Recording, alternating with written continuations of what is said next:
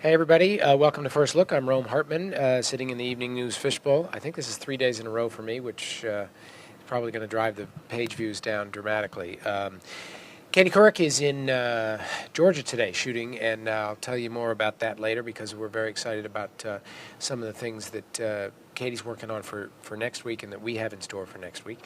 But tonight, we're working on a number of interesting stories. Armin Katayan has a CBS News investigation, and it's the latest in a series of stories that Armin has been reporting about problems with or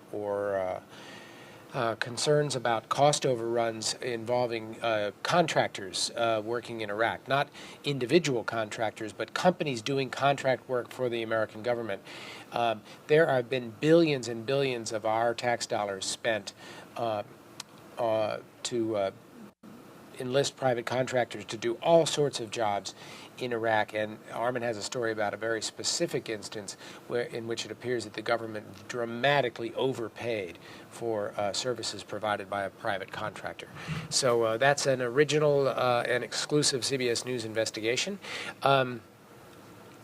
And we also have something that any night that Bob Simon can appear on the Evening News is a good night by my lights. Bob, of course, is CBS, longtime CBS News correspondent and 60 Minutes correspondent. And Bob has a story on this Sunday's 60 Minutes, which we have a little bit of a snippet of on tonight's Evening News, about the case that you've heard and read so much about and seen on our air a lot, the spy case in London, in which the former Russian KGB agent was poisoned. This happened back late last year, and the radiation poisoning. Bob has information on that fleshes out what may be behind that story. And we get to see a little bit of what's going to be a very good story on this Sunday 60 Minutes. So that's coming up on tonight's Evening News. And Steve Hartman has a very nice assignment in America. You know, it's Friday, so Steve has a story in Assignment America every Friday night. Tonight's is about a man who has, over the course of a number of years, taken in more than 100 foster children. It's really an inspiring story of somebody who has given so much of himself to kids who need so much.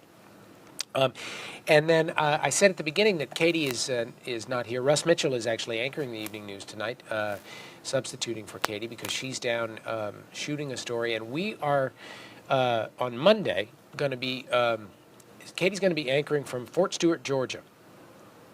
And next week is the week that we all expect that President Bush is going to address the nation and lay out for the country his new strategy for Iraq. And we thought it would be a really good opportunity to take note, first anchoring from Fort Stewart, which is where this is the base where the very next soldiers about to rotate into Iraq will be coming from.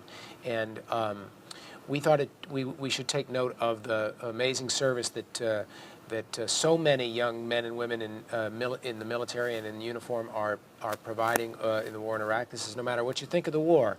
Obviously, it's important to take note of the service and the sacrifice that not just the men and women in uniform, but their families and their communities and the people back home that support them are providing as they fight this very difficult war. So we're kicking off a series by anchoring at Fort Stewart on Monday. The series is called Honor and Sacrifice, and Katie Couric is going to be in Georgia that night, and then we'll have a series of stories all through next week. So we'll hope you'll tune in tonight, then that you'll have a very good weekend, and that you'll watch on Monday night and all next week and every night.